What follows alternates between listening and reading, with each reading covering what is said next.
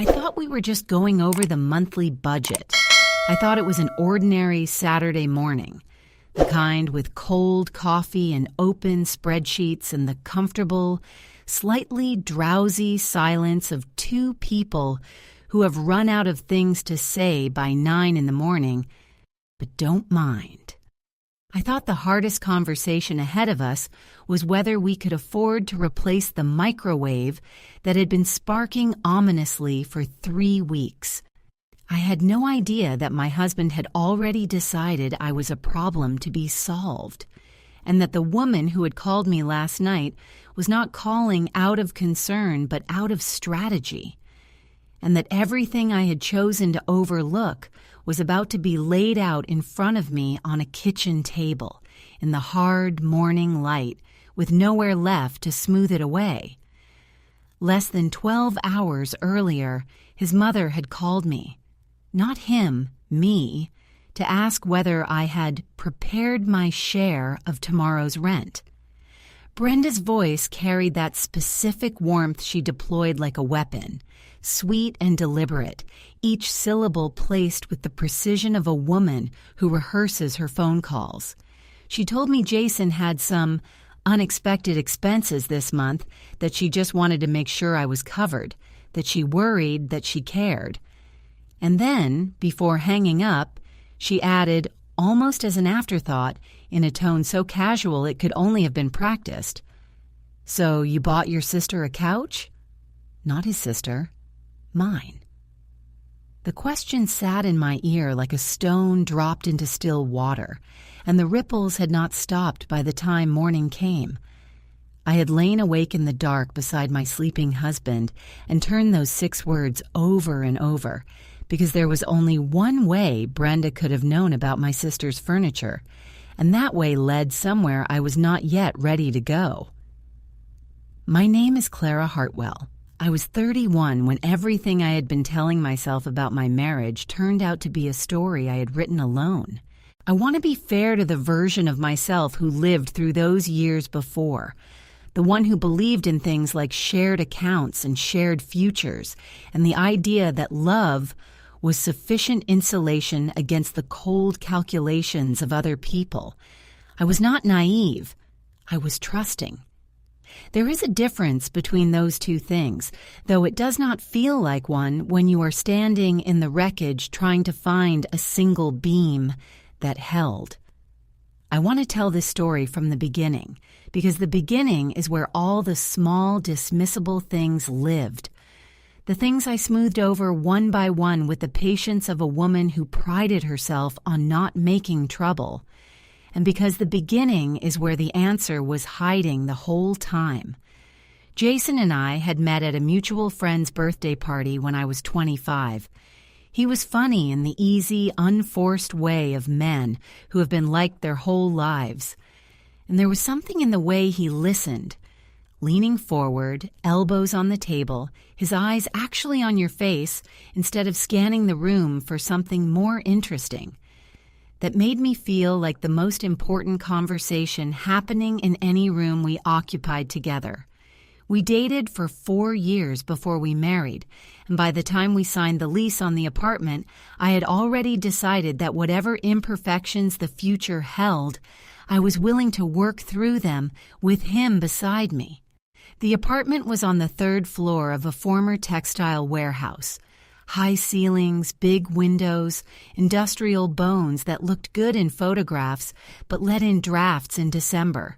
I had painted the walls a warm terracotta after an embarrassingly long stand in the hardware store paint aisle, holding chips up to the afternoon light, while Jason laughed from the end of the aisle and pretended to fall asleep against the display shelves. The apartment smelled of lavender candles and 2 strong coffee, and the slightly dusty warmth of old paperbacks lining shelves we'd built together from flat-pack pine on a rainy Sunday. There was a kitchen windowsill crowded with herbs, basil, rosemary, a thyme plant I'd revived from near death, and a reading corner made from a second-hand armchair and a floor lamp I'd found with a free sign taped to its neck. It was a real home. I had built it deliberately. piece by piece, and I believed in it completely. I worked as a project coordinator for a logistics firm. Steady, decent-paying, meticulous work. I kept a savings buffer and paid my bills on time, in the way of someone who grew up watching money disappear and decided early she would not live like that as an adult. Jason worked in sales, commission-based, generous months, lean months. When we'd designed the financial structure of our life together, we'd settled on a division that seemed fair.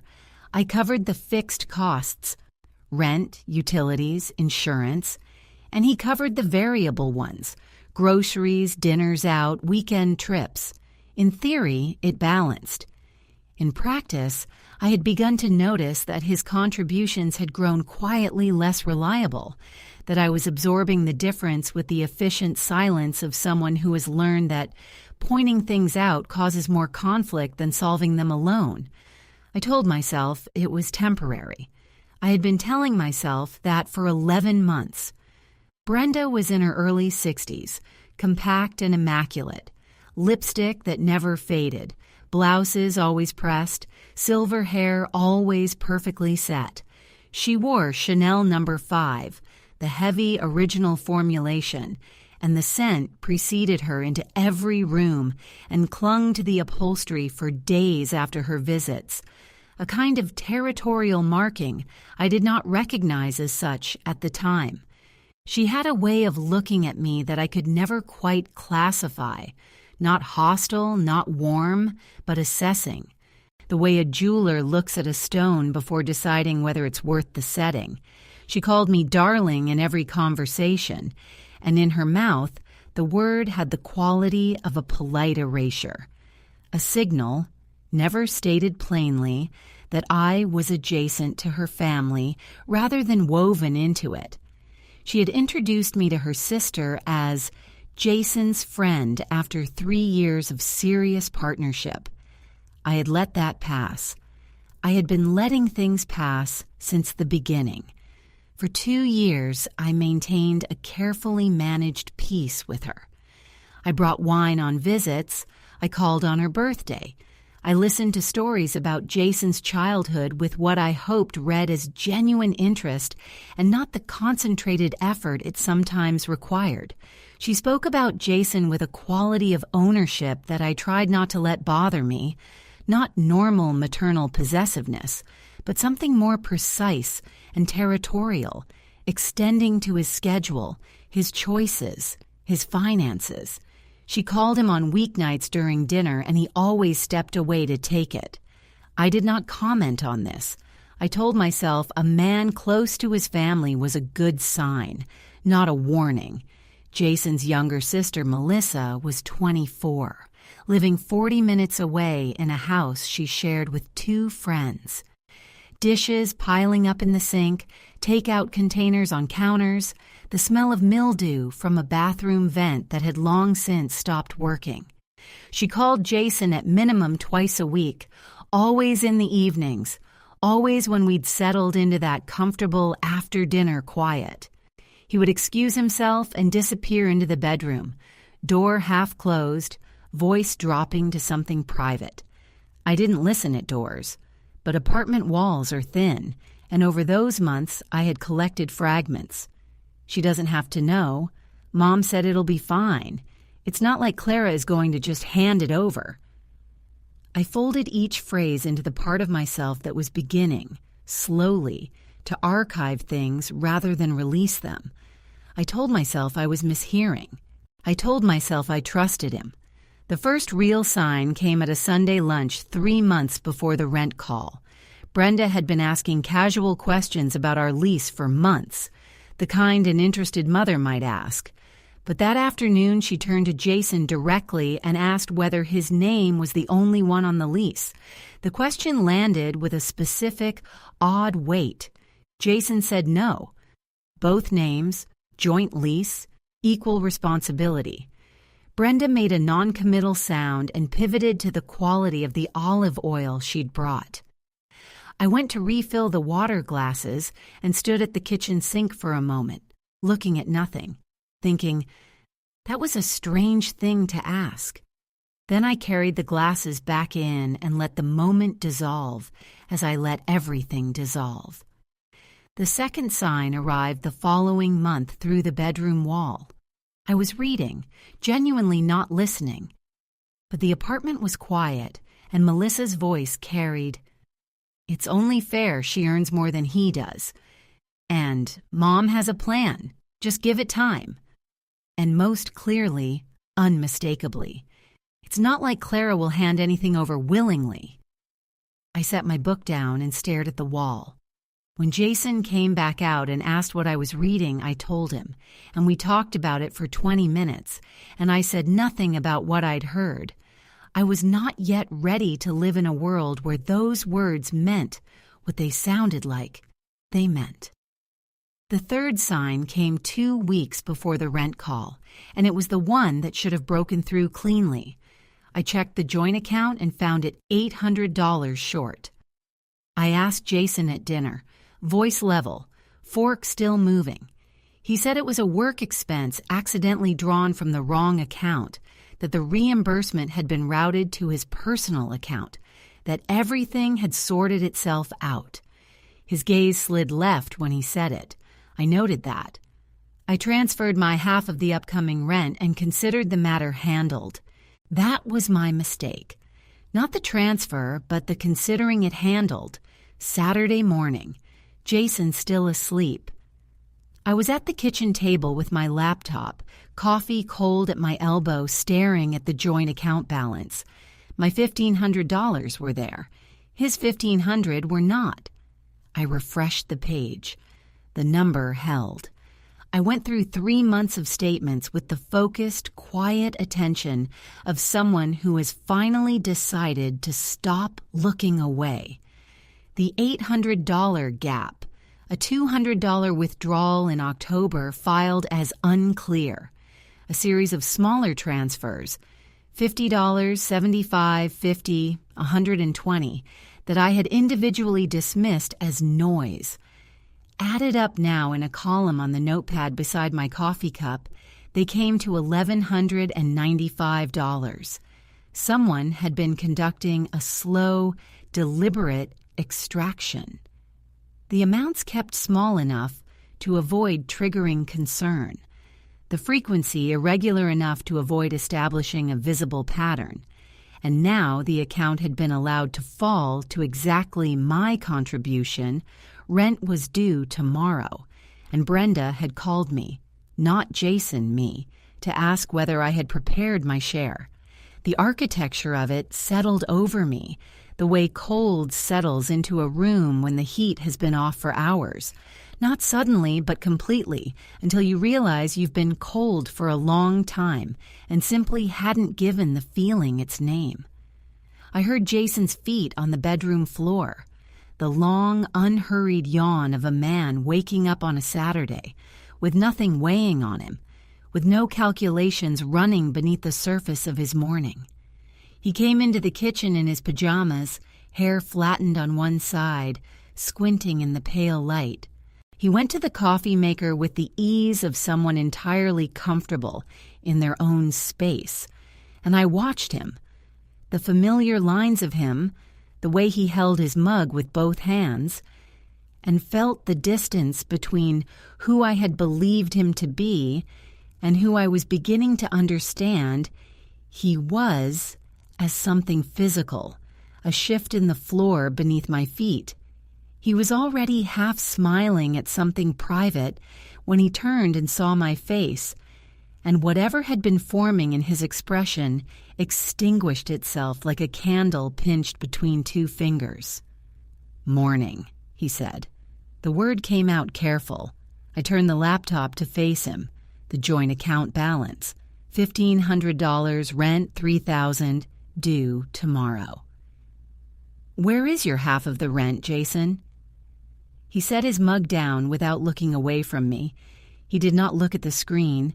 He looked at my face, and I watched something move behind his eyes. Not guilt exactly, but the particular expression of a man who has rehearsed several versions of an explanation and is now selecting, under real pressure, which one to use first. "I was going to talk to you about that," he said. The coffee maker clicked off. The refrigerator hummed. Somewhere outside, a car started and pulled away slowly from the curb. I waited, my hands flat on the table, my spine straight, because I had stopped smoothing things over, and I wanted him to understand that this time was different. He took a long breath, the pause of a man marshaling his words, deciding how much truth he could afford without losing ground entirely. He pulled out the chair across from me and sat down, wrapping both hands around his mug, looking at the table between us rather than at my face. "Melissa needed help," he said. "She found a sectional, barely used, really good deal. And she and her roommates have been sitting on the floor since they moved in. I thought I could cover it from the joint account and make it back before rent came due. I had a commission coming. I was almost certain it would clear before the 15th. The word almost sat between us like a live thing. "How much?" I said. He hesitated. $1,500. I looked at him for a long moment. The morning light lay flat and pale across the table. I thought about the $800 I had sent to Diane from my own private account. Money I had kept deliberately separate, never mentioning it because I knew Jason would question it. And I thought about Brenda's voice the night before. "So you bought your sister a couch." Not a question. A mirror. Constructed to make my private generosity and his joint account drain look equivalent, to place us side by side as equal participants in a financial mess she had already known about in full. "Your mother called me last night," I said. "She knew our rent amount. She knew you'd spent money this month, and she knew about the transfer I sent Diane from my personal account. Money I never mentioned to you from an account you don't have access to. How did she know?" The pause he took was too long to be innocent. "I mentioned it," he said quietly. "I didn't think it was a secret. You told your mother about my private spending before you told me our rent account was $1,500 short." I picked up his phone from the table. He didn't stop me. I typed in the passcode he gave me without being asked, because some part of him had already decided this was the morning the whole thing came open. I opened his messages with Brenda, and I read them. 4 months of them. Daily, sometimes twice daily. Brenda asking about the joint account balance, about what I spent and what I saved, about the timing of my deposits, and Jason telling her, all of it. The Diane transfer, a February clothing purchase, a dental bill I'd covered from savings.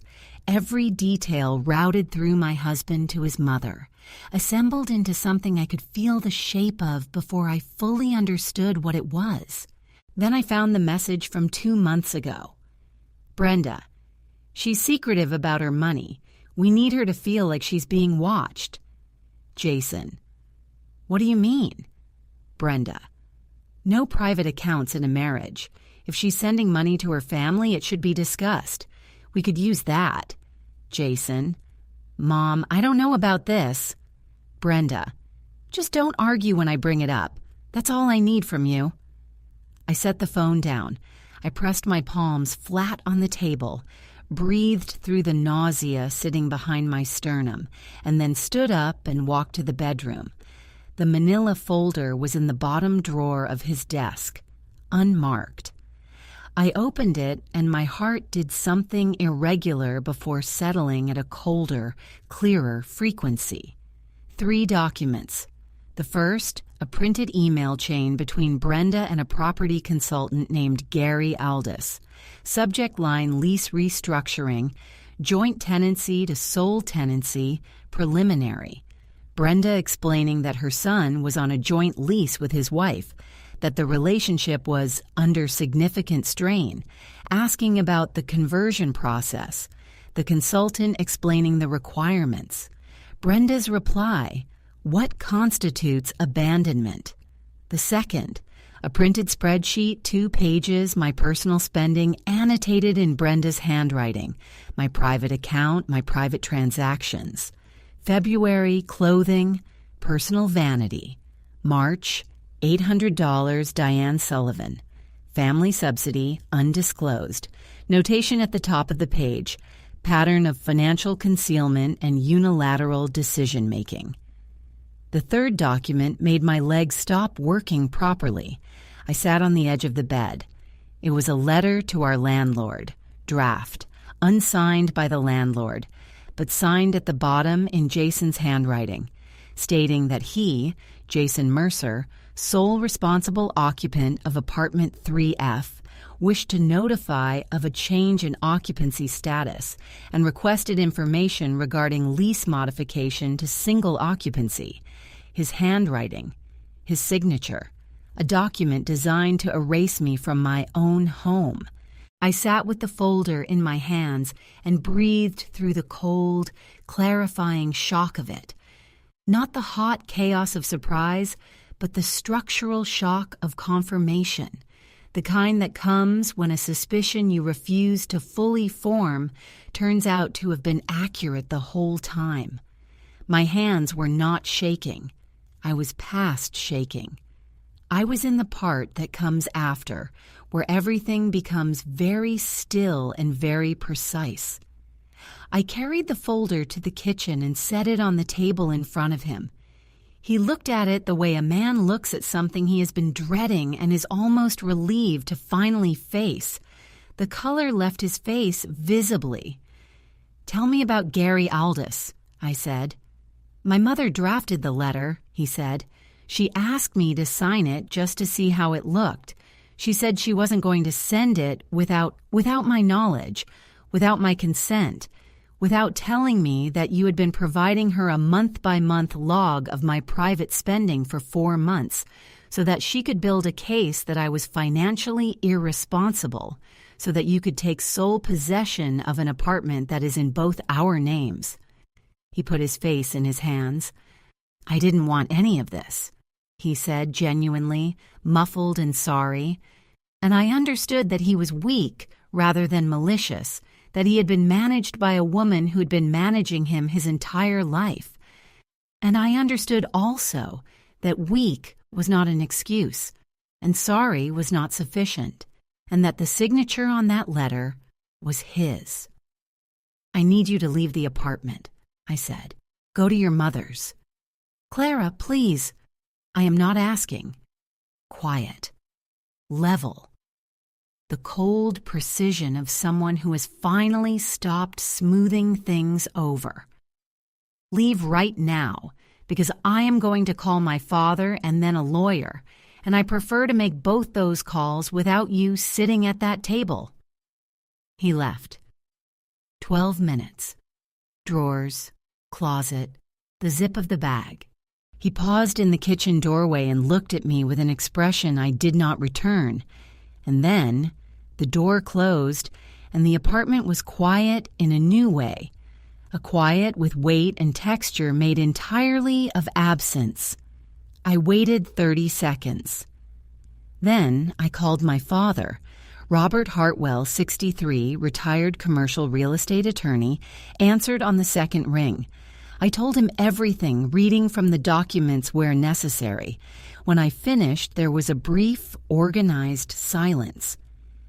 "Photograph all 3 documents and send them to me now," he said. "Don't touch the folder again. The landlord letter, has it been sent?" I said no. "Good. No legal standing yet, but it documents intent perfectly. I'm calling Sarah Brennan. She'll call you within the hour." Sarah called at 9:45. Brisk, organized, precise. The draft letter had no force. The spending log was potentially actionable. The joint lease could not be modified unilaterally, and any attempt to do so could be contested and would certainly fail. She said well-documented and clear intent, and contemplate further steps.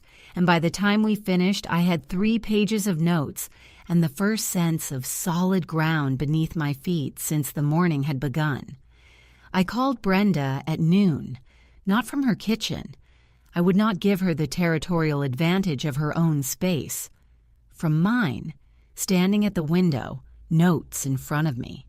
She answered warmly, "Darling, I found the folder," I said. The warmth evaporated instantly. There was the brief, uncontrolled silence of someone caught, not the managed pause of a woman choosing her next word, but the real thing. And then she steadied herself. "I don't know what folder you mean." Gary Aldous, the lease restructuring inquiry, the spreadsheet of my personal transactions, the letter Jason signed to have my name removed from my home. "I have always been concerned about the financial dynamics in your marriage," she said, low and controlled now. "I make no apology for protecting my son." "You surveilled my private account," I said. "You annotated my personal spending as evidence of concealment. You obtained Jason's signature on a legal document without my knowledge. And then you called me the night before rent was due, knowing the account was short, to ask if I had prepared my share, using information about my sister to make my private generosity look equivalent to your orchestrated drain." I paused once. "My lawyer is sending a formal letter to you and to Jason by end of this week. It addresses the data collection, the draft tenancy modification, and the financial manipulation. It also makes clear that the lease remains in both our names unless I decide otherwise." "You're being dramatic," she said, smooth and dismissive. "I was looking out for my son. You keep private accounts, you send money to your family without—" "I earn my money," I said. "I cover every fixed cost in this household every month, without exception, without fail, without asking anyone's permission. I have never used my husband's private information as a weapon against him." One beat of silence. I am not dramatic. I am done. I hung up. Sarah's letter went out Thursday. 12 pages, methodical and precise. It outlined the data collection, the coordinated misrepresentation, the draft letter, and the months of financial surveillance. Brenda's attorney responded 4 days later, opening with our client disputes the characterization. 2 weeks after that, all terms were accepted. The draft letter destroyed in Jason's presence, a formal acknowledgement of the joint lease signed and filed, financial arrears settled to the penny, a figure my father had calculated with the focused precision of a man who was glad to have somewhere to put his energy. Jason and I did not reconcile. There was a conversation, a coffee shop, neutral ground, in which he said he was sorry, he'd convinced himself it wasn't serious, he'd never actually wanted me out of the apartment. He stopped himself because there is no way to finish that sentence without implicating himself further. I told him I understood he was sorry and that it wasn't enough. I meant both parts equally. He moved out in May. I kept the apartment.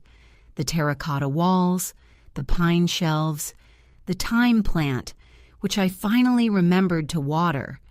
It is 10 months later, and I am at the same kitchen table, the same morning light falling across the same wood grain, and I am a different woman than the one who sat here with cold coffee and a reckoning she had been postponing for too long. I have Sarah Brennan's number saved in my phone, a green circle, no name, so I can call without hesitation. I have a savings account that is mine alone. I know my lease number by heart. I am meticulous about money in the way I have always been, and I am learning to be meticulous about people in the same way. Both require you to look at what is actually in front of you rather than the story you prefer to be living inside. My sister Diane came in the summer and sat in the reading corner armchair and said the apartment felt like me, settled, deliberate, like someone who knew what she wanted had made it. I thought, yes, that's exactly what it is. Some doors, once you walk through them, only open in one direction. I found the folder, I made the calls. I said what needed to be said, and I stopped smoothing things over. I have never once wished I could go back through.